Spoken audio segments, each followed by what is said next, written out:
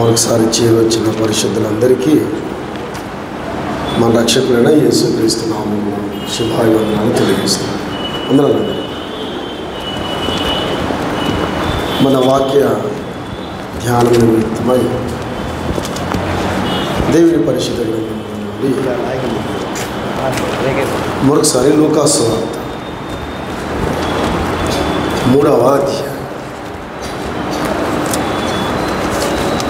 లూకాసు వార్త 3వ అధ్యాయం 2వ వచనం నేను చదువుతాను. అన్నయు కైపయు ప్రధాన యాజకులుగా ఉన్న కాలమున అరణ్యంలోనున్న జకరియా కుమారుడైన యోహాను ఎదుగు దేవుని వాక్యం వచ్చి చదవబడిన లేఖన భాగాన్ని దేవుడు మన ఆత్మల కొరకే దాన్ని దీవించి ఆశీర్వదించి చిన్న ప్రార్థన. పరిశుద్ధమైన మా తండ్రి, పరలోకమందున్న ప్రియ ప్రభువా, మీకు వందనాలు, స్తోత్రాలు, స్తుతులు చెల్లిస్తున్నాను. మాకు ఇచ్చిన రక్షణను బట్టి స్తుతిస్తున్నాను. ఉదయకాలం మధ్యాహ్న వేళలో మీరు అనుగ్రహించిన మాటలను బట్టి స్తోత్రాలు చెల్లిస్తున్నాను. తిరిగి సాయంకాల వేళ మీ సన్నిధిలో కూడి ఉండగా మీ వాక్యం ద్వారా మాతో మాట్లాడండి. కడబడి దినాలు, అపాయకర దినాలు ఏమన్నా మీరు ఆకలి చాలా సమీపంలో ఉంటుండగా మా జీవితాలు సరి చేసుకొని మీ ఎదుట నిలుచుటకు కృప దయచేయండి. సంఘానికి క్షమాపణ దయచేయండి. సంఘాన్ని వదిల చేయండి. అంతకంతకు దినదినము నాయన ఆత్మను దయచేయమని ప్రార్థన చేస్తున్నాం. మా మధ్యలో క్రీస్తుని గణపరచండి, హెచ్చించమని ప్రార్థన చేస్తున్నాం. ఈ రాత్రి చేరొచ్చిన పరిశుద్ధులందరిని ఆశీర్వదించమని మమ్మును, ఈ లేఖన భాగాలను, ఈ కోడికను ఈ బలిష్ట పాదాలకు అప్పచెప్పుకుంటూ మా రక్షకుడు మీ కుమారుడైన ప్రభువైన యేసుక్రీస్తు నామములో స్తుతించి అడిగి వేడుకుంటున్నాం మా తండ్రి, ఆమేన్. ప్రభువునందు ప్రియులారా, లూకాసు వార్తలో ఉన్న కొన్ని విషయాలు మనం ధ్యానం చేస్తూ ఉన్నాం. మార్నింగ్ కొన్ని విషయాలు నేర్చుకున్నాం, అలాగే స్కూల్లో కొన్ని విషయాలు నేర్చుకున్నాం. ఈ రాత్రి యోహాను జీవితంలో నుండి ఒక 4 విషయాలు మనం నేర్చుకున్నాం. బాప్తిస్మం యోహాను జీవితంలో నుండి ఒక 4 విషయాలు. మొదటిది, దేవునితో సంబంధం కలిగిన వాడు. యోహాను తన విశ్వాస జీవితంలో, భక్తి జీవితంలో దేవునితో సంబంధం కలిగిన వాడు, అది మొదటి. రెండవదిగా, ప్రభుతో సంబంధం కలిగిన వాడు. ప్రభుకి యోహానుకున్న సంబంధం ఏమిటో 3 సువార్తలు లేదా 4 సువార్తలు ప్రభు చక్కగా రాయించారు. మూడవది, పరిశుద్ధాత్మునితో సంబంధం. సో మొదటిది దేవునితో సంబంధం, రెండవది క్రీస్తుతో సంబంధం, మూడవది పరిశుద్ధాత్మునితో సంబంధం. రోమీలకు రాసిన పత్రిక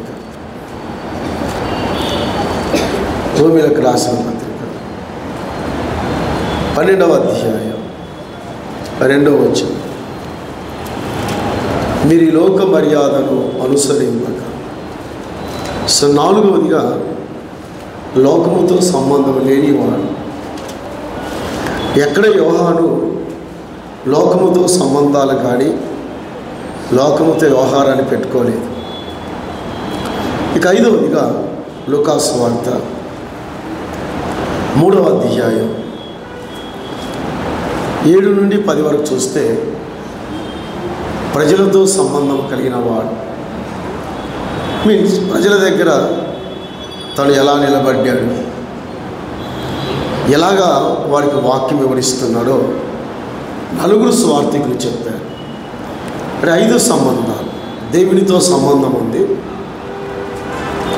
అలాగే క్రీస్తుతో సంబంధం, పరిశుద్ధాత్మునితో సంబంధం, లోకముతో సంబంధం లేనివాడు.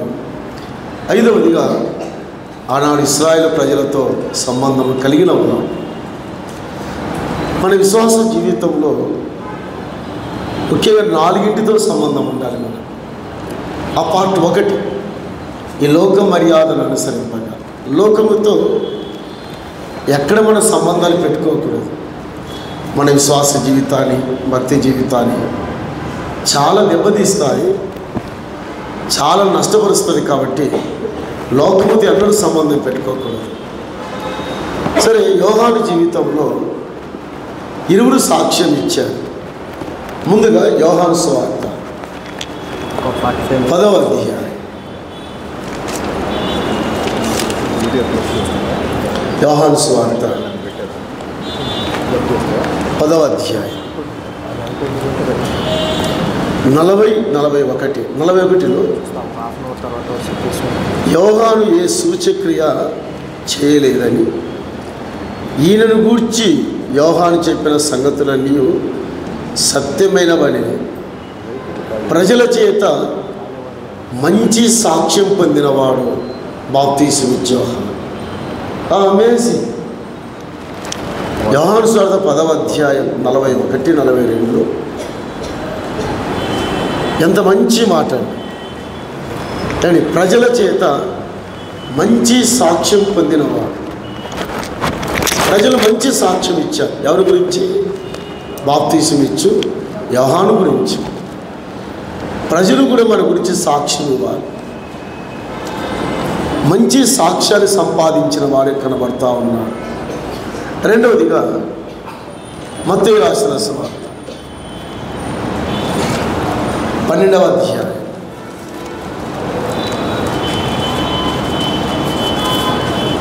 46, 47లో ప్రభు చేత కూడా మంచి సాక్ష్యాన్ని పొందారు. యోహాను మత్తయి సువార్త 12వ అధ్యాయం 46, 47లో స్త్రీలు కనిన వారిలో యోహాను కంటే గొప్పవాడు ఎవడూ లేడు. ప్రజలు సాక్ష్యాన్ని చక్కగా చెప్పారు యోహాను గురించి. ప్రభు సాక్ష్యం ఇచ్చాడు యోహాను గురించి. ఈ 2 సాక్ష్యాలు మన విశ్వాస జీవితంలో ఉండాలని ప్రభు ఎక్కువగా ఇష్టపడుతున్నాడు. కాబట్టి సాక్ష్యం కలిగిన వ్యక్తి ప్రభుతో సహవాసం చేయగలుగుతాడు, ప్రభుతో చక్కగా సాగి వెళ్ళగలుగుతాడు. సాక్ష్యం లేని వ్యక్తి ఎన్నడూ ప్రభులో ఎదగలేడు, ప్రభువులో సాగలేడు. ఒకసారి ఒక అబ్బాయికి సాక్ష్యం ఇవ్వమని పెద్దలు చెప్పారు. సరే, అబ్బాయి నిలబడి సహోదరులారా నా సాక్ష్యం పోయింది అన్నాడంట. ఏమైంది? నా సాక్ష్యం పోయింది. సో ఏమైంది సాక్ష్యం అంటే, తను ఏమి చెప్పదలుచుకున్నాడో ఆ పేపర్ పోయిందంట. ఆ మాట చూడండి, ఏమైంది? పేపర్ పోయిందంట. ఇక్కడ మన సాక్ష్యం బాగుండాలి. 10 మంది మన గురించి మంచి సాక్ష్యం ఇవ్వాలి. ప్రజలు సాక్ష్యం ఇస్తున్నారు, ప్రభు సాక్ష్యం ఇస్తున్నారు. ఎవరి గురించి? యోహాను గురించి. కానీ ఎక్కడున్నా wherever would be to get the witness from the people as well as from the Lord. ప్రభు సాక్ష్యం ఇవ్వాలి, ప్రజలు సాక్ష్యం ఇవ్వాలి. సరే, యోహాను దేవునితో సంబంధం కలిగి ఉన్నాడో చూద్దాం. లూకా సువార్త 1వ అధ్యాయం. లూకా సువార్త 1వ అధ్యాయం. దేవునితో తన రిలేషన్ ఏమిటో చూద్దాం. 80వ వచనం. శిశువు ఎదిగి ఆత్మయందు బలము పొంది ఇశ్రాయేలుకు ప్రత్యక్షమగు దినము వరకు అరణ్యములో ఉండేది. ఎక్కడున్నాడు? యోహాను చిన్న వయసులో తల్లిదండ్రులు పోగొట్టుకున్నప్పటికీ దేవునితో సంబంధాన్ని పోగొట్టుకోలేదు యోహాను. ఎలిజబెత్ జకరియా చనిపోయాడు చిన్న వయసులోనే. అప్పటికే వృద్ధ వయసు వచ్చింది వాడికి. తల్లిదండ్రులు పోయినా కూడా అరణ్యంలో యోహాను ఉన్నాడు. ఎక్కడున్నాడు? అరణ్యంలో ఉన్నాడు. దట్ వుడ్ బి అరణ్యంలో సన్యాసిగా ఉండడానికి వెళ్ళలేదు ఆయన. ఏదో టైంపాస్ కోసం వెళ్ళలేదు. ఏదో కాలం వెళ్ళబుచ్చుకోవడానికి వెళ్ళలేదు. అరణ్యంలో దేవునితో సంబంధం కలిగి ఉండడానికి వెళ్ళాడు. రిలేషన్ పెట్టుకోవాలి. తను లోకంలో ఉన్న, అరణ్యంలో ఉన్న, ప్రజల మధ్యలో ఉన్న దేవునితో రిలేషన్ ఎక్కువగా ఉంది. ఎక్కువ డ్రా అటెన్షన్. దేవునికి దినదినము దగ్గరగా వెళ్ళాడు యోహాను. ఎందుకు అరణ్యంలో ఉన్నాడు అంటే, ఒక మాట చెప్పాలంటే, అరణ్యంలో యోహాను దేవుని వాక్యం దగ్గర ఉన్నాడు. ఎక్కడున్నాడు? దేవుని వాక్యం దగ్గర ఉన్నాడు. బైబిల్ పండితులు, స్కాలర్స్ అరణ్యంలో ఈ లేఖనాలు పారాయణం చేసేవారు, ధ్యానం చేసేవారు ఉండేవారంట. దినాల్లో లేఖనాల గురించి ఆలోచించేవారు ఉండేవారంట. లేఖనాలను అధ్యయనం చేసేవారు ఉంటారంట. వారి మధ్యలో యోహాను వెళ్ళాడు. తండ్రైన దేవునితో, దేవుని యెహోవాతో తన రిలేషను ఎంత దగ్గరగా ఉంది చూడు. దేవునితో సంబంధం దినదినము. ఎందుకు యోహాను వాక్యం దగ్గరే ఉన్నాడంటే 3 కారణాలు ఉన్నాయి. 3 కారణాలు జస్ట్ ఊరికి చదివద్దాం. 3 కారణాలు. కీర్తన గ్రంథం 119వ కీర్తన. ఎందుకు యోహాను తండ్రైన దేవునితో రిలేషన్ పెంచుకోవడానికి కారణం, ఎందుకు వాక్యం దగ్గర యోహాను ఉన్నాడు అని చూస్తే 3 విషయాలు. ముందుగా 119వ కీర్తన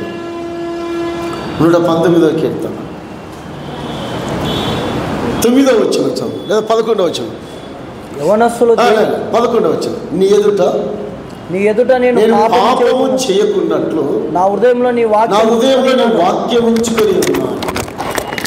ఎందుకు దేవుని వాక్యం దగ్గర ఉన్నాడు, ఎందుకు వాక్యాన్ని ప్రేమిస్తున్నాడంటే, నా హృదయంలో నీ వాక్యం ఉంచుకొని ఉన్నాడు. రీజన్ చూడండి. దేవునితో ఎక్కువ రిలేషన్ ఉన్నప్పుడు, లేదా దేవుని దగ్గర సమీపంగా ఉన్నప్పుడు ప్రతి విశ్వాసి పాపానికి దూరంగా ఉంటాడు. Keep away from the sin. Spurgeon ఒక మాట అన్నాడు. చార్లెస్ హడన్ స్పర్జన్ ఏమన్నాడంటే, ఈ వాక్యము దగ్గర నువ్వు ఎంత దగ్గరగా ఉంటే పాపానికి అంత దూరంగా ఉంటావంట. Do get my point? పాపానికి మనం దూరంగా ఉండాలి అంటే దేని దగ్గర ఉండాలి? వాక్యానికి దగ్గరగా ఉండాలి. To draw near. యోహాను నేర్చుకున్న అత్యంత శ్రేష్టమైన మాట ఏమిటంటే, వాక్యము దగ్గర ఉండడానికి ఎక్కువ ఇష్టపడి. కారణం, ఎక్కడ పాపము చేయకుండా, అవకాశం ఇవ్వకుండా, త్రుటిల్లకుండా, పడిపోకుండా ఎంత జాగ్రత్త కాపాడుకోవడానికి తన జీవితాన్ని వాక్యానికి అంత ప్రాముఖ్యత ఇచ్చాడు, ప్రాధాన్యత ఇచ్చాడు. ఆల్ ద రిక్వెస్ట్, మన చుట్టూ మనమున్న ఏరియా, అది కర్నూలే కావచ్చు, అడ్డబెడ కావచ్చు, వేరే బి, మన చుట్టూ పాపం ఎక్కువగా ప్రళయంగా వెళుతున్న ఈ దినాల్లో, అపవిత్రత మనము ప్రవహిస్తున్న ఈ దినాల్లో దానికి దూరంగా ఉండాలంటే వాక్యం దగ్గర ఉండాలి. వాక్యాన్ని మనం ఎక్కువగా ప్రేమించిన వాడే ఉండాలి. యోహాను నేర్చుకున్న మొదటి సంగతి అది. పాపానికి చాలా దూరంగా ఉన్నాడు యోహాను. రెండవదిగా చూద్దాం. 119వ కీర్తన 9వ వచనం చదువు. యవనులు దేని చేత తమ నుడులు శుద్ధి చేసుకుందరు? నీ వాక్యమును బట్టి జాగ్రత్తగా చూచుకున్న చేత. రెండవది, తన నడక బాగుండాలి. ముందుకు తన హృదయంలో వాక్యాన్ని ప్రేమించాడు. రెండవది, నీ వాక్యమును చూచుకున్నట చేత అన్నాడు. తన మార్గములో పడిపోకుండా ఉండాలి అంటే, తన మార్గములో జాగ్రత్తగా ఉండాలంటే నీ వాక్యాన్ని చూచుకున్నట చేత. అందువల్ల అన్నాడు కదా, నీ వాక్యము నా పాదములకు దీపము, నా త్రోవకు వెలుగు. ద ఫుట్ పాత్ అంటే మనం పడిపోకుండా ఉండాలి అంటే వాక్య వెలుగులో ఉండాలి. వాక్య వెలుగు, to walk in the light of word of God. వాక్య వెలుగుని ఎక్కువగా ప్రేమిస్తే చీకటి వచ్చినా కూడా, మన చుట్టూ ప్రళయం వచ్చినా కూడా వాక్య వెలుగులో నిలిచిస్తాం. తద్వారా మనం పడిపోం. తద్వారా జారిపడం.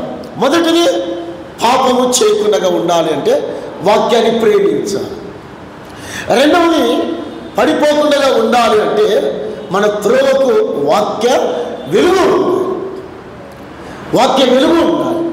యోహాను నేర్చుకున్న అత్యంతమైన ప్రాముఖ్యమైన సంగతి ఏమిటంటే దేవునితో రిలేషన్ పెంచుకోవాలి, దేవునితో సంబంధాలు పెట్టుకోవాలంటే సో వాక్యము దగ్గరే ఉండాలి. పాపము చేయకుండా ఆ యొక్క వాక్యంలో ఉన్నప్పుడు పడిపోకుండా జాగ్రత్త పడడానికి మూడవ రీజన్ చెప్పాడు. ఇదే 119వ కీర్తన 119వ కీర్తన 18-19 వచనాల్లో నేను నీ ధర్మశాస్త్ర సంబంధమైన ఆశ్చర్యకరమైన సంగతులు చూడనట్లు నా కన్నులు తెరువు, నా కన్నులు తెరువు. ధర్మశాస్త్ర సంబంధమైన ఆశ్చర్యకరమైన ఈ ధర్మశాస్త్రములో ఉన్న సత్యాలను నేర్చుకోవడానికి వాక్యానికి విలువ ఇచ్చారు. లైక్ ఎజ్రా అన్నాడు యెహోవా ధర్మశాస్త్రము యందు ప్రవీణత గల శాస్త్రం. బట్ సెర్చి వాక్యాన్ని ఎక్కువ ధర్మశాస్త్రాన్ని అందులో తన్మయమయ్యేవాడు ఎజ్రా గారు. సేమ్ యోహాను కూడా అదే కోరుకున్నాడు. అది రిలేషన్ వాక్యము దగ్గర ఉన్న యోహాను, అది మొదటిది. రెండవదిగా చదువుతాము. రెండవది అదే దేవునితో సంబంధం. లూకాసు వార్త 3వ అధ్యాయం 2వ వచనం. అన్నయ్య కల్పయు ప్రధాన యాజకులు ఉన్న కాలమున అరణ్యములో ఉన్న యోహాను యొద్దకు వాక్యం వచ్చాడు. రెండవదిగా వాక్యాన్ని పొందిన యోహాను. మొదటిది వాక్యము దగ్గర ఉన్న యోహాను, రెండవదిగా వాక్యాన్ని పొందిన యోహాను. Look at that word. చిన్నగా మాట్లాడ అక్కడ ఆవిడది అన్న కైపయు ప్రధాన యాజకులకు ఉన్న కాలమున అరణ్యములో ఉన్న యోహాను యొద్దకు ఏమొచ్చింది? Let me ask one question. మనం ఎరిగిన సంగతి. సో దేవాలయంలో యాజకులు ఉన్నారు. ఎవరెవరు? అన్నయ్య కైపయ్య. సో ప్రధాన యాజకులు అని రాయబడినది. ఎవరు వాళ్ళు? Look at me. ఎవరు వాళ్ళు? ప్రధాన యాజకులు. వాక్యము యాజకులకు రావాలి. ఎవరికి రావాలి? యాజ్ ఎ రిజల్ట్గా దేవాలయంలో అతి పరిశుద్ధ స్థలంలో దేవుడు యాజకులకు వర్తమానం ఇస్తే ఆ వర్తమానాన్ని ప్రజలకు ఇవ్వాలి. ఎవరు? యాజకులు ఇవ్వాలి. బట్ వాక్యము ఎక్కడికి వెళ్ళింది? యోహాను దగ్గరికి వెళ్ళింది. ఎక్కడి దగ్గరికి? Just say something. వాక్యం యోహాను దగ్గరికి వెళ్ళింది. మరి దేవాలయంలో ఉన్న అన్న కైపకు రాలేదు. అమేజింగ్. దేవాలయంలోనే ఉన్నారు. ఎవరు చెప్పండి? ఎవరు? అన్న కైప. అరణ్యంలో ఎవరు ఉన్నారు? యోహాను ఉన్నారు. మనం ఎక్కడున్నాము? మీరు ఎక్కడ కూర్చున్నారు? ఇప్పుడు మందిరంలో ఉన్నారు. మందిరంలోనే ఉన్నారు. వాక్యం ఎవరికి రావాలి? మనకు రావాలి. సో బైబిల్ పండితులు అన్నాడు దేవుడు అన్న కైపతో మాట్లాడడం మానేశాడు అన్నాడు ఒక బైబిల్ పండితుడు. ఏమన్నాడండి?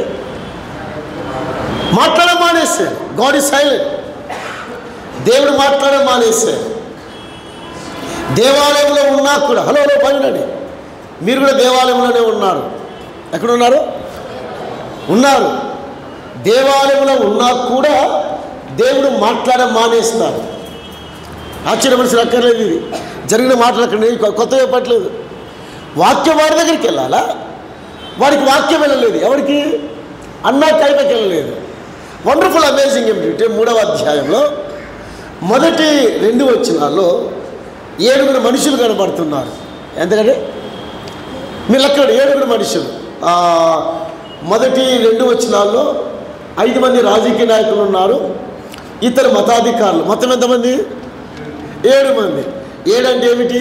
సంపూర్ణ సంఖ్య, పరిపూర్ణ. బట్ అది మానవుడి సంఖ్య. అది ఎవరి సంఖ్య? మానవుడి సంఖ్య. దేవుడు క్యాన్సల్ చేశాడు. God is cancel. భక్తి గల సంఖ్య ఉంది అక్కడ, శేషం ఉంది అక్కడ. ఏముంది అక్కడ?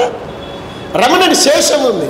సపోజ్ నంబర్ 1 జకరియా, నంబర్ 2 ఎలిజబెత్, నంబర్ 3 యేసేపు, నంబర్ 4 మరియా, నంబర్ 5 సిమియోను, నంబర్ 6 ప్రవక్త అనబడిన అన్న, 7వ వాడు యోహాను. ఎవరండి? భక్తిగల సంఖ్య 7 ఉంది.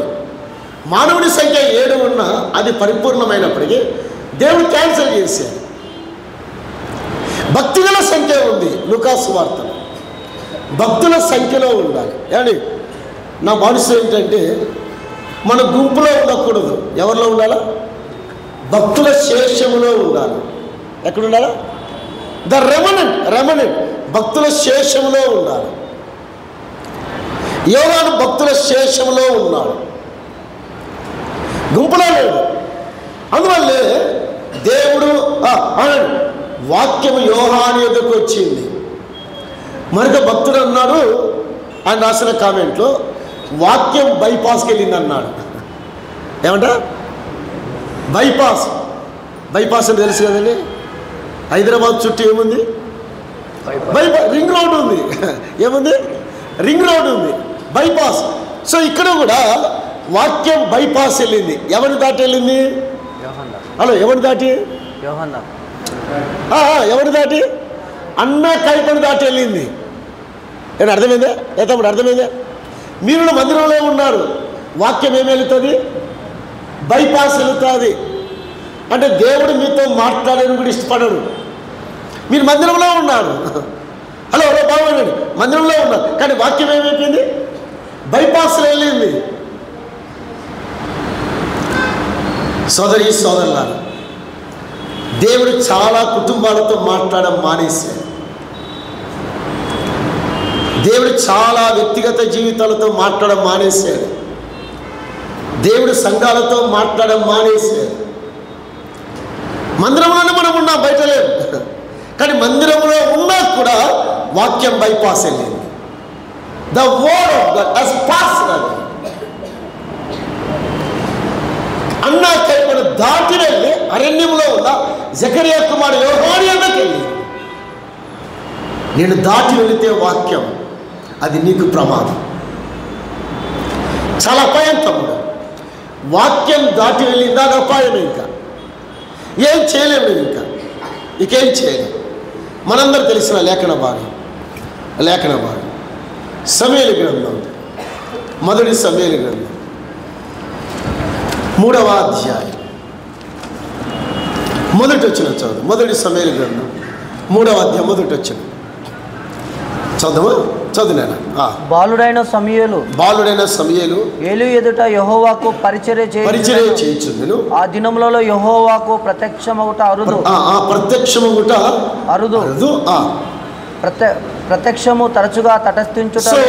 ఏలీ దినాలలో ఆ రోజు షిలోహు మందిరంలో వాక్య ప్రత్యక్షత లేదు. ఏమి లేదు? అల్లలో భావిందాం. ఏం లేదు? దేవుడు మాట్లాడడం మానేశాడు. హౌ సాడ్ థింగ్ అయ్యా, సాడ్ థింగ్. మందిరములో బలులు జరుగుతున్నాయి, అర్పణలు జరుగుతున్నాయి, బాగుండండి, దేవుని కార్యాలన్నీ జరుగుతున్నాయి, కానీ ప్రజలకు వాక్య ప్రత్యక్షత లేదు. ఏం లేదు? హలో, ఏం లేదు? వాక్య ప్రత్యక్షత లేదు. ఎక్కడ కూడా దేవుడు మాట్లాడేట కనిపించట్లేదు. ఇక్కడ ఎక్కడ కూడా 3వ అధ్యాయంలో షిలోహు మందిరములో ఏలీ సమూయేలు ఉన్నారు. ఎవరున్నారండి? బాబు ఎవరున్నారు? ఏలీ సమూయేలు. ఎక్కడున్నారు? ఇద్దరు మందిరంలోనే ఉన్నారు. కానీ ఆశ్చర్యం ఏంటంటే 3వ అధ్యాయం 9వ వచనం చదువు. 9 మరియు నువ్వు పోయి పండుకోను. ఎవరైనా నిన్ను పిలిచిన ఎడల యెహోవా నీ దాసుడు ఆలకిస్తున్నాడు, ఆజ్ఞ ఇమ్మని చెప్పాను. సమూయేలుతో అనగా సమూయేలు పోయి తన స్థలమందు పండుకొని తర్వాత యెహోవా ప్రత్యక్షమై నిలిచి ఆ రీతిగా సమూయేలు అని సమూయేలు పిలిచాడు. ఎవరిని పిలిచాడు దేవుడు? అందరు చదువు. ఎవరిని?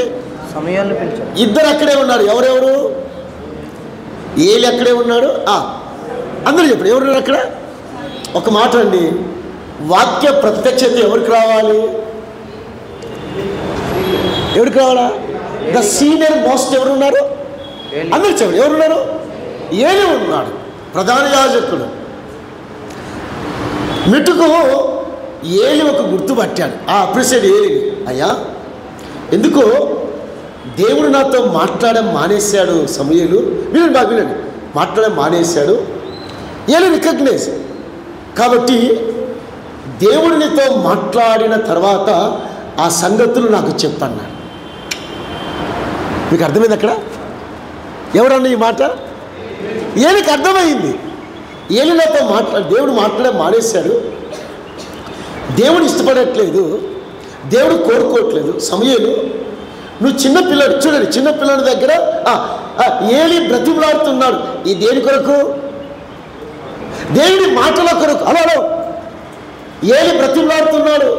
బాబు, దేవునితో మాట్లాడడం మానేశాడు, మా పిల్లలతో మాట్లాడడం మానేశాడు, మా పిల్లలు వ్యభిచారం చేస్తున్నారు, మా పిల్లలు పాపం చేస్తున్నారు, నేను సమర్థించాను, అయినా నేను వారిని వెనుకేసుకొచ్చాను, కాబట్టి దేవుడు మాతో మాట్లాడడం మానేశాడు.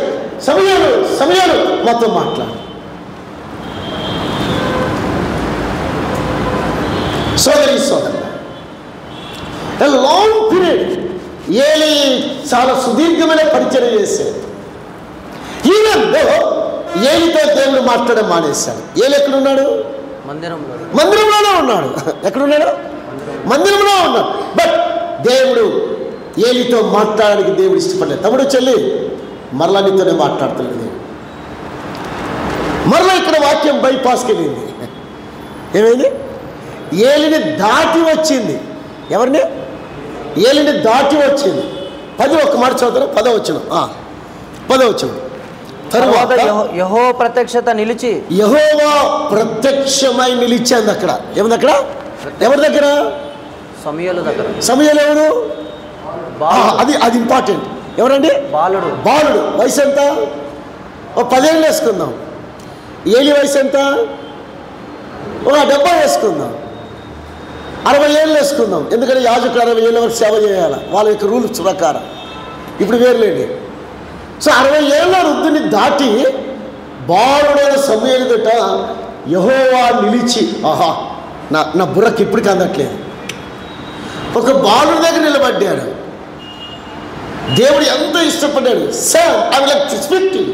నేను నీతో మాట్లాడతాను, నీతో సంభాషిస్తాను. A long conversation between God and Samuel.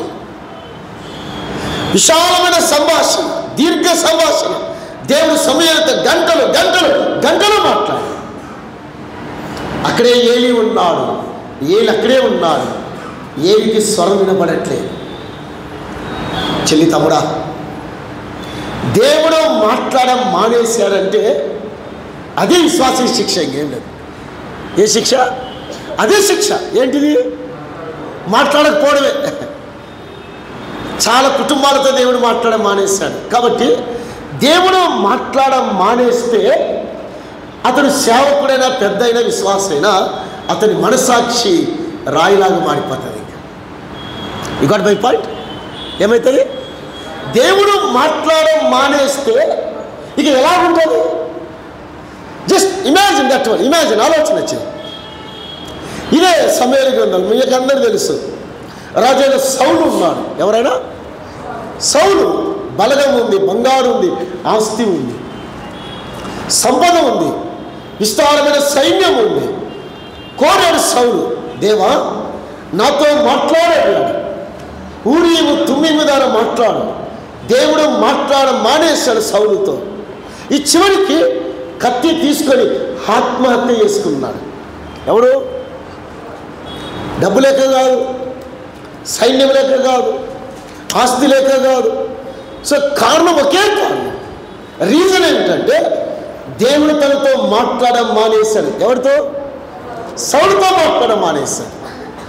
ఒక ప్రశ్న అడుగునా? దేవుడు ఎన్ని సంవత్సరాలైంది నీతో మాట్లాడడం మానేశాడు? దేవుడితో మాట్లాడుతున్నాడా? నేను దర్శనాలకు వెళ్ళట్లేదు, వాక్యము చదువుతున్నా దేవుడితో మాట్లాడాలి. నీ డివోషన్లో, నీ ధ్యాన జీవితంలో, నీ క్వైట్ టైంలో, మౌన ధ్యాన సమయంలో వాక్యాన్ని చదువుతున్న దేవునితో మాట్లాడాలి, నీ ఫ్యామిలీతో మాట్లాడాలి. God wants to speak to your family and your assembly life. నీ కుటుంబ జీవితంతో మాట్లాడాలి, నీ సంఘ జీవితంతో మాట్లాడాలి. దేవుడు మాట్లాడడం మానేశాడు. దేవాలయంలో ఉన్నా కూడా వాక్యం బైపాస్ లేదు. ఏ పాస్ అండి? బైపాస్. మీరు ఎక్కడున్నారు ఇప్పుడు? చెప్పడే, మందిలో ఏమవుతుంది వాక్యము? చెప్పండి, మీరు చెప్పండి, ఏమవుతుంది? వాక్యం బైపాస్ వెళ్తే ఏమవుతుంది? ఇంకా ఇంట్లో రోజు భార్యాభర్తలు గొడవే. ఎందుకు గొడవలు ఉన్నాయి? దేవుడు ఆ కుటుంబంతో మాట్లాడడం మానేశారు. అందులో భార్యాభర్తలు గొడవలు పడుతున్నారు.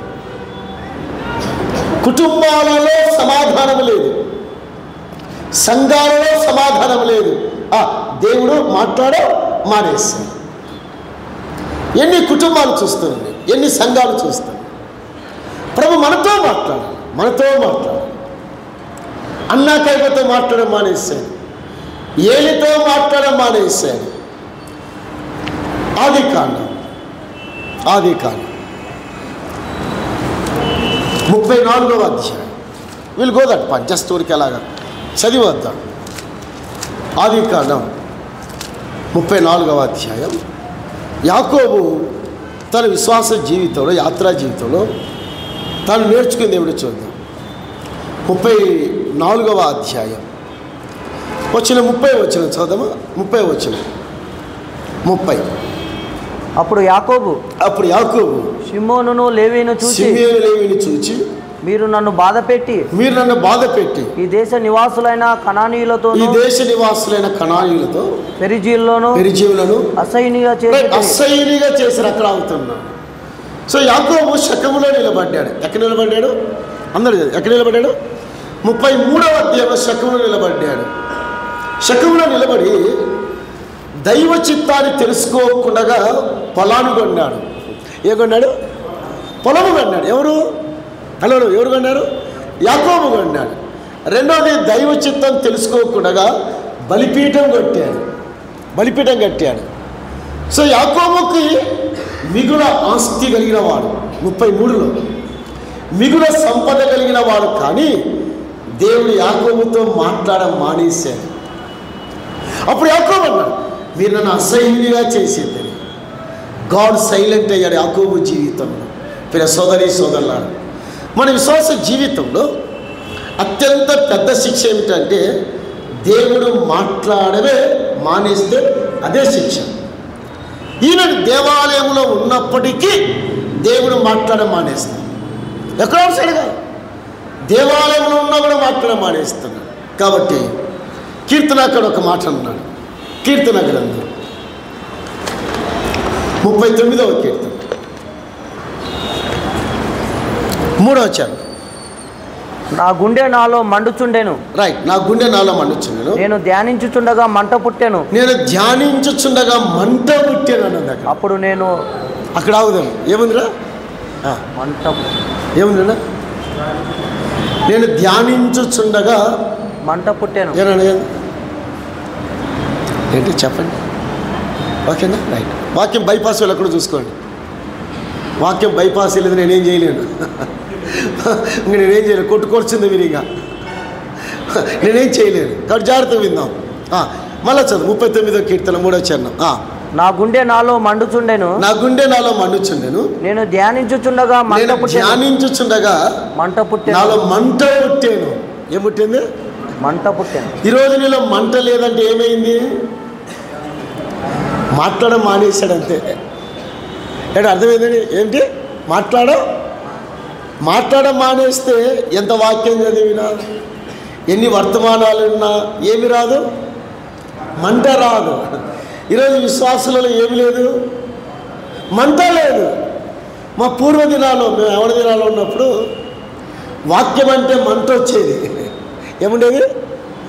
ఇప్పుడేం లేదు. చెప్పరే, ఏం లేదు? మంట లేదు. ఎందుకు మంట లేదు?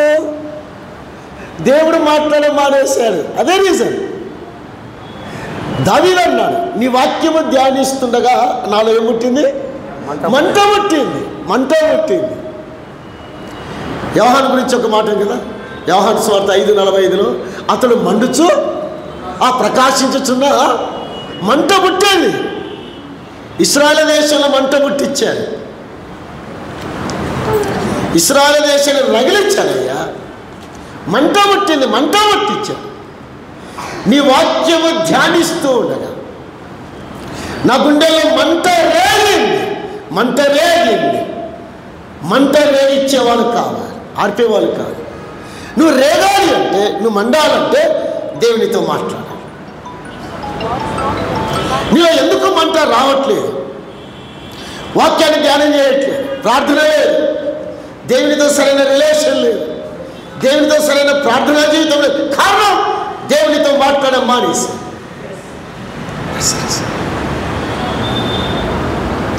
దేవుడు సైలెంట్ అయ్యాడు నీ జీవితంలో. ఇక్కడ ఏం చేయలేదు, ఏమి సాధించలేదు.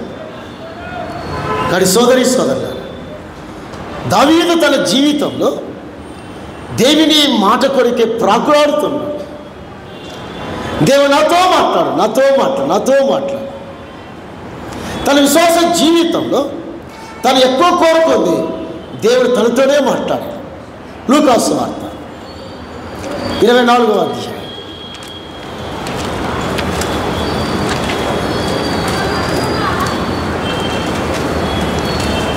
32వ వచనం. లూకాసు వార్త 24:32. అప్పుడు వారు ఆయన త్రోవలో మనతో మాట్లాడుచు లేఖనములను మనకు బోధపడుచున్నప్పుడు మన హృదయంలో మనకు మంట రాలేదే, బికాస్ మండుచుండలేదా అనకు మనతో మాట్లాడుతూ ఉండగా, ఈ లేఖనాలు వివరిస్తూ ఉండగా, ఈ లేఖనాలు బోధిస్తూ ఉండగా, ఈ లేఖనాలు తెలియజేస్తుండగా మన హృదయము మనలో ఎందుకు మంట రాలేదు? ఈ ఈవినింగ్లో అదే ప్రశ్నని ముందుంచుతున్నాను నేను. ఒక లాంగ్ కన్వర్జేషన్లో, దీర్ఘ సంభాషణలో వారు గుర్తుపట్టింది ఏమిటంటే, ఎందుకు మన హృదయంలో మంట రాలేదు? చెలితముడా, ఎందుకు మన హృదయంలో మంట రావట్లేదు? రీజన్ ఏంటి? ఇన్ని వర్తమానాలు, ఇంత వాక్యాలు వింటున్నాం, ఇన్ని సందేశాలు వింటున్నాం, కానీ ఏమి లేదు, ఏం లేదు, మంట లేదు. చాలామంది జీవితాలు మంట లేదు, చాలామంది జీవితాలు రగులుకోవట్లేదు. జిమ్మీలను ఒక మాట అన్నా, తల్లితో చెప్పిన మాట. అమెరికా దేశంలో డలాస్ చెందినవాడు, ఇదే సంఘానికి చెందినవాడు, బక్సింగ్ గారి దగ్గర తీర్మానం చేసిన వ్యక్తి. 1952లో తల్లితో ఒక మాట, అమ్మా నా హృదయంలో మంట వస్తుందమ్మా, మంట వస్తుంది. ఈక్వెడార్ దేశంలో, అంటే బ్రెజిల్ క్రింద ఈక్వెడార్ దేశం ఉంటుంది, నరమాంసకుల మధ్యలో సేవ చేయాలి, ఆ ప్రజలను దేవుడి దగ్గర తీసుకురావాలా, మంట మంట మంట. తల్లితోనే చెప్పాడమ్మా సేవకి వెళుతా నేను. పాలిటెక్నిక్ కాలేజీలో గోల్డ్ మెడలిస్ట్, తను డిప్లొమాలో యాజ్ వెల్ యాజ్ బీటెక్లో గోల్డ్ మెడలిస్ట్. 5 స్నేహితులను తీసుకెళ్ళి, వినండి, 5 మంది స్నేహితులతో సేవకి వెళ్ళాడు. భార్యతో అన్నాడు, మాయ్ ఈ దేశంలో దేవిని బలిపీఠము దగ్గర నేను మండాలి అన్నాడు. జస్ట్ 28 ఏళ్ళ కుర్రోడు, ఒక చిన్న అమ్మాయిని తీసుకుని, కొత్తగా పెళ్ళైంది, అప్పటికే కూతురు పుట్టింది. 4 స్నేహితులను తీసుకుని వెళ్ళాడు ఈక్వెడార్ దేశానికి. మా ఈ దేశం కొరకే నేను మండాలా, బలిపీఠము దగ్గర ఆరని జ్వాలగా మండాలి. వారికి అదే చెప్పాడు, మా ఈ దేశంలో దేవుని కొరకే మండాల ఆశ ఉంది, నా కోరిక ఉంది. వెళ్ళాడు సేవ కొరకే. తిరిగి వస్తుండగా 7 అడుగుల మనిషి అక్వాని వ్యక్తి రాయి విసిరాడు ఆ వ్యక్తి మీద. జిమ్మీలడికి పొర్రె తగిలింది, వెనక సైడ్ బోర్లో పడ్డాడు. ఆ నరమాంసకుడు వెళ్ళి ఈ తల తీశాడు, ఈ కొడితుడ తీశాడు, తీసి గబగబ తిన్నాడయ్యా. తల తిన్నాడు, ఈ కొడి తిన్నాడు, ఈ కుడి తొడ తిన్నాడు. మిగతా శవాన్ని వారి యొక్క జాతికి అప్పగించారు. ఆ జాతి వారు ఆయన శవానిలో ఒలుస్తూ ఉండగా ఆయన గుండెలో నుండి దట్టమైన తెల్లటి పొగ ఆ దేశాన్ని ఒక 5 సెకండ్లు కమ్మేసి ఈ గుండెలో నుండి మిట్ట మధ్యాహ్నం వేళ గుండె చీలుస్తుండగా అవయాలు తినడానికి ఆ గుండెలో నుండి దట్టమైన తెల్లటి పొగ ఆ దేశాన్ని కమ్మేస్తుండగా వారు అన్నారు, పరలోకం ఉందో లేదో మాకు తెలియదు, పాతాళం ఉందో లేదో మాకు తెలియదు, కానీ మేము తినే ఈ వ్యక్తి పరిశుద్ధుడు. ఎవరైనా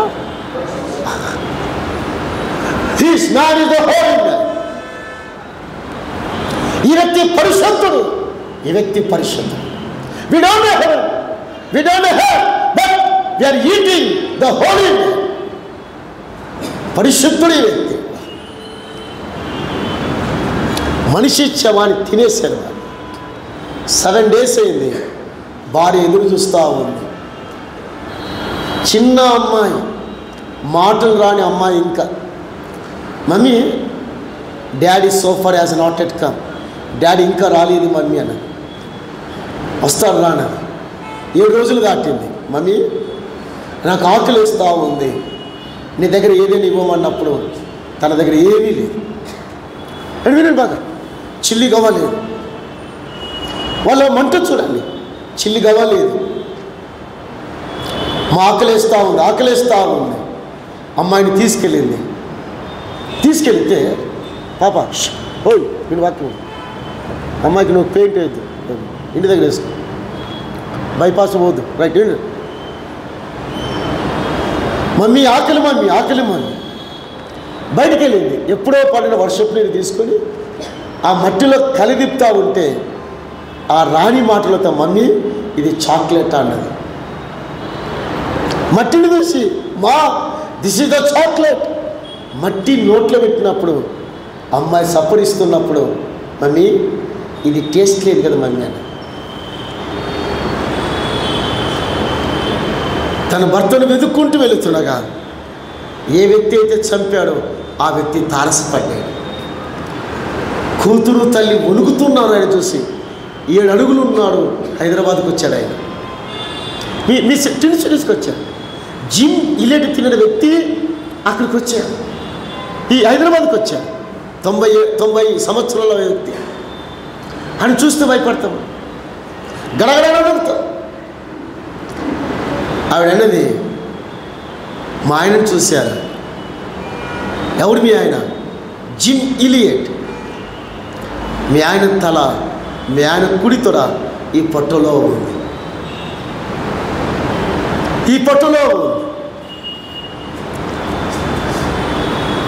భార్య ఆశ్చర్యపోయింది. భార్య గుండెల్లో మంట ఉంది. ఏ భర్త అయితే ఎవరి చేత చంపబడ్డాడో ఆ వ్యక్తిని ప్రభువులోకి నడిపించింది. అదే వ్యక్తి ద్వారా 500 సంఘాలు కట్టబడ్డాయి. ఎన్ని సంఘాలు? గుండెల్లో మంట ఉండాలి తమ్ముడు. మంట లేని వారిని ఏం చేయగలుగుతాం మనం? ఇక్కడ ప్రభు మీతో మాట్లాడాలి అని మనతో మాట్లాడుచున్నాగా మన హృదయంలో ఎందుకు మంట రాలేదు? రీజన్ ఏమిటి? వారు రికగ్నైజ్ చేసి ఎందుకు మంట రాలేదు వారు గుర్తుపట్టారు. కానీ సోదరులారా, ప్రభు మనతో ప్రభు మాట్లాడ మానేశాడా? ఇక సైలెంట్ అయ్యాడా? అదే పెద్ద శిక్ష, అదే శిక్ష. ఎందుకు ఈ స్థానిక సంఘాల్లో, స్పెషల్గా బ్రదరన్ సంఘాలు ఆ రోజులోనే మంట ఈ రోజులో లేదు. కారణం సంథింగ్ మనమే ప్రాబ్లం, దేవుడు ప్రాబ్లం కాదు. ఎక్కడో దేవుడు మనతో మాట్లాడడం మానేశాడు. ఆయన సైలెంట్ అయ్యాడు, ఆయన మౌనంగా ఉన్నాడు. కానీ సోదరులారా, యోగాలు దేవుని దగ్గర ఉన్నాడు. దేవుని వాక్యాన్ని ప్రభునందు ప్రియులారా, మన ప్రియ ప్రభు రక్షకుడునైనటువంటి యేసుక్రీస్తు శ్రేష్టమైన నామంలో మీ అందరికీ హృదయపూర్వక వందనాలు. ఈ సందేశంలో మీ ఆధ్యాత్మిక జీవితానికి ఎంతో మేలుకరంగా, దీవెనకరంగా, మీరు ఆత్మీయంగా బలపడుటకు సహాయకరంగా ఉన్నాయని ఆశిస్తున్నాం. ఇంకను అనేక సందేశములు వినుటకు ఈ ఛానల్ను సబ్స్క్రైబ్ చేసుకోగలరు. ఈ పరిచర్య నిమిత్తమై ఇంకను ప్రార్థించగలరని మనవి.